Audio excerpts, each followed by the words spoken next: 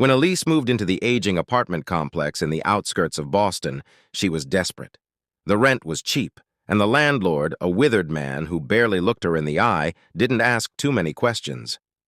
"This building has only 2 floors," he said. "You're in 2B. Don't go higher. There's nothing up there for you." She had laughed nervously. "There is no higher, right?" He just stared. "Don't go." That should have been enough to make her run, but it was late.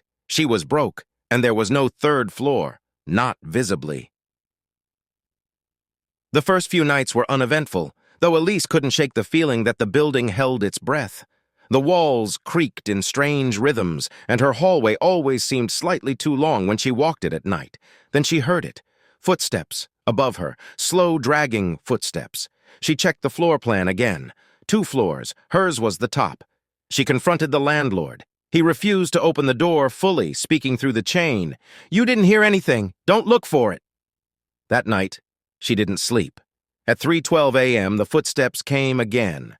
Then a soft, rhythmic tapping, as if something or someone was knocking on the ceiling. Elise, heart pounding, grabbed a flashlight and stepped into the stairwell, and there it was. Another flight of stairs, narrow, dustless, as if it had just been swept. She climbed. The 3rd floor was dark but not empty. The hallway was identical to hers but wrong. The doors were all slightly too tall. The numbers were written in charcoal, and every apartment door had a dark handprint smeared across it. At the end of the hall, one door was open, 3B. She stepped inside. The apartment was hers, exactly hers. Same layout, same chipped counter, but the windows were bricked up, and the air was wet, rotten. Then she saw the photo on the fridge. It was her, asleep in bed. The next was her brushing her teeth.